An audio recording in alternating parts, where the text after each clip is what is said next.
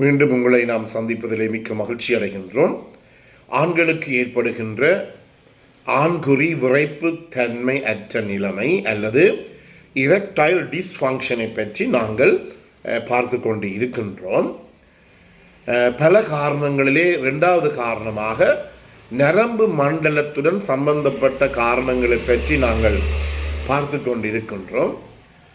Neurogenic causes என்று சொல்லுவோம். அதிலே அடுத்ததாக இந்த இடத்துல இன்னும் ஒரு விடயம் வருகிறது. என்னவென்றால், எங்களுடைய வயிற்று பகுதியிலும் முதுகு பகுதியிலும் இடுப்பு பகுதியிலும் செய்யப்படுகின்ற சத்திர சிகிச்சைகள், அதாவது surgery, major surgery over the pelvis or retroperitoneum என்று சொல்லுவோம். அதாவது எங்களுடைய வயிற்றினுள்ளே செய்யப்படுகிற சத்திர சிகிச்சைகள். முதுகிலே உங்களுக்கு தெரியும் டிஸ்ப்ரொலப்ஸ் என்று சொல்லுவோம். இந்த முள்ளந்தண்டு என்புகளுக்கு இடையிலே இருக்கிற ஒரு பரிமன் தகடு டிஸ்க் என்று சொல்லுவோம். அது விலத்துவதன் காரணமாக கை கால்களிலே விரைப்புத்தன்மை ஏற்படுகிறது. கை காலிலே வலிப்புத்தன்மை ஏற்படுகிறது. எனவே அந்த ரெண்டு முள்ளந்தண்டு என்புகளுக்கு இடையில் இருக்கிற டிஸ்க் விலத்தினதை நாங்கள் சரி செய்வதற்காக அந்த இடத்திலே சத்திர சிகிச்சை செய்யப்படலாம். இப்படிப்பட்ட சத்திர சிகிச்சை மூலமாக என்ன நடைபெறுகிறது என்றால், எங்களுக்கு இந்த இரக்டைல் டிஸ்ஃபங்க்ஷன், ஆண்மையின்மை பிரச்சனை ஏற்படும். அதில் முக்கியமாக விபத்துகளினாலே. எனவே விபத்துகளினாலே பாதிக்கப்பட்டவர்கள் அவர்களுடைய ஆண்குறி ஏதாவது ஒரு காரணத்தினாலே காயப்படுத்தப்பட்டுமா இருந்தால் அதிலே செய்யப்படுகிற சத்திர சிகிச்சைகள் கூட இந்த ஒரு ஆணினுடைய ஆண்குறியினுடைய எழுச்சியை குறைக்கக்கூடியதாக இருக்கின்றது. எனவே வயிற்றிலே செய்யப்படுகிற பெரிய சத்திர சிகிச்சை, முதுகிலே செய்யப்படுகிற சத்திர சிகிச்சை, அதே நேரத்தில் இந்த விபத்துகள் காரணமாக, காயங்கள் காரணமாக இடுப்பு பகுதியிலே அல்லது இடுப்பு என்பு பகுதியிலே செய்யப்படுகிற இந்த சத்திர சிகிச்சைகள் காரணமாகவும் எங்களுக்கு இந்த ஆண்மை இன்மை ஏற்படும். அதே நேரத்திலே எங்களுடைய இந்த ஆண் குறியிலே செய்யப்படுகிற சத்திர சிகிச்சைகள் உங்களுக்கு தெரியும். ஒரு முக்கியமான ஒரு பாலியல் நோய் இருக்கின்றது. அதை நாங்கள் கொனோரியா என்று சொல்லுவோம். கொனோரியா, இந்த கொனோரியா என்ற வருத்தமானது இது ஒரு பாலியல் நோய், அதாவது செக்ஷுவலி டிரான்ஸ்மிட்டட் டிசீஸ் என்று சொல்லுவோம்.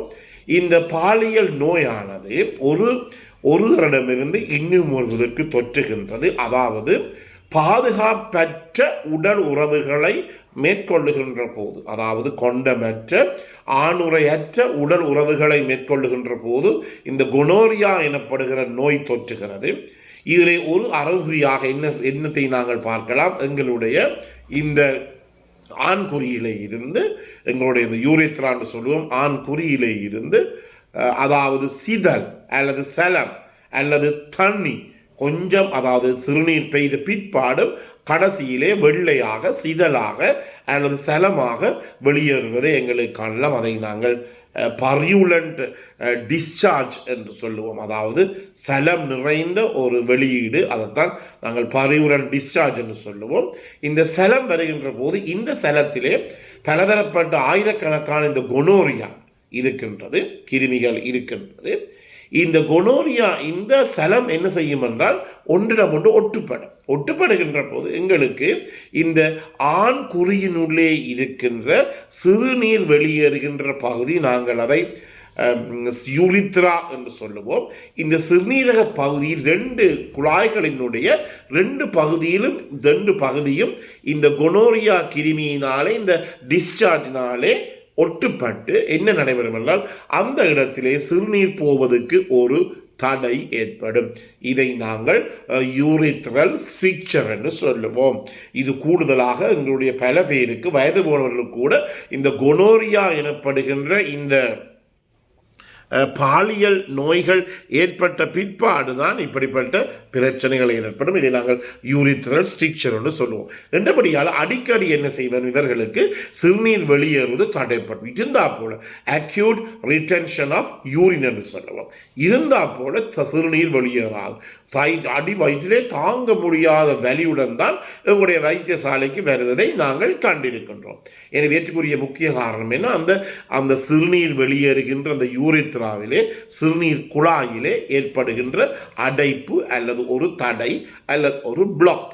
இதற்கு காரணம்தான் இந்த கொனோரியா எனப்படுகின்ற நோய். எனவே இவற்றுக்கு சத்திர சிகிச்சை செய்கின்ற போது கூட பிரச்சனை ஏற்படலாம். அதே நேரத்தில் இந்த பிரச்சனை ஏற்படலாம், இந்த ஆண்மையின்மை அல்லது இந்த இரெக்டைல் டிஸ்ஃபங்க்ஷன் எனப்படுகின்ற இந்த பிரச்சனை ஏற்படலாம். அதே நேரத்திலே உங்களுக்கு தெரியும், நான் முதலிலே சொன்னது போல விபத்துகள் காரணமாக ஆண்குறி பாதிக்கப்பட்டவர்கள் பல பேர் இருக்கிறார்கள். உங்களுக்கு தெரியும், இந்த நாங்கள் சொல்லுவோம் இந்த சர்க்கம்சிஷன் என்று சொல்லுவோம், அதாவது ஆண்குறியிலே இருக்கின்ற இந்த முன் தோலை அகற்றுவது. அது ஒரு பிரச்சனைக்குரிய விடயம் என்னவென்றால், ஏதோ ஒரு காரணத்தினாலே இந்த ஆண்குறியிலே காயங்கள் அல்லது புண்கள் ஏற்பட்டு விபத்து காரணமாக அந்த இடத்துல இருக்கிற தோல் பாதிக்கப்படுமாக இருந்தால் வேறு ஒரு இடத்திலேயிருந்து நாங்கள் உடம்பினுடைய வேறு ஒரு பகுதியிலேயிருந்து தோலை வெட்டி நாங்கள் ஆண்குறியில் என்ன செய்ய முடியாது, பொருத்த முடியாது. ஏனெனில் ஆண்குறியிலே இருக்கின்ற அந்த தோலானது மிகவும் பிக்கூலிய அந்த ஆண்குறிக்கு மட்டுமே இருக்கின்ற ஒரு தோலாக இருக்கிறது. என்றபடியினாலே தான் அந்த நேரத்தில் என்ன செய்வோம் என்றால், இந்த முன்தோல் அந்த ஆண்குறியினுடைய முன்தோல் பகுதியில் இருக்கின்ற அந்த தோலை வெட்டி நாங்கள் இங்கே பொருத்துவோம். அதாவது அதை நாங்கள் ஸ்கின் கிராஃப்ட். சாதாரணமாக இந்த நீரிழிவு நோயாளிகளுக்கு நாட்பட்ட புண்கள் ஏற்படுகின்ற போது காயங்கள் இருந்தால் ஒரு இடத்திலிருந்து தோலை வெட்டி நாங்கள் அந்த இடத்திலே காயத்திலே ஒட்போடுவோம். அதை நாங்கள் ஸ்கின் கிராஃப்ட் என்று சொல்லுவோம்.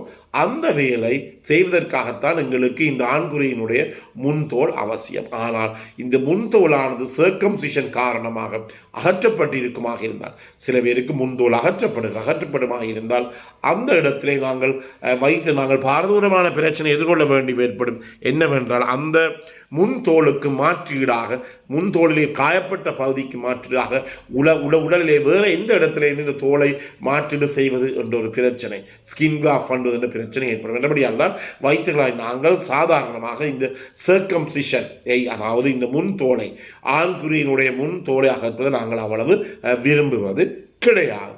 என்றபடியினாலே இந்த ஆண்குறியிலே ஏதாவது ஒரு சத்திர சிகிச்சை செய்யப்படுமாக இருந்தால் அந்த சத்திர சிகிச்சை கூட இந்த ஒருவருடைய ஆண்மையின்மையை அல்லது அவருடைய ஆண்குறியினுடைய விரைப்புத்தன்மையை பாதிக்கின்ற ஒரு விடயமாக இருக்கும்.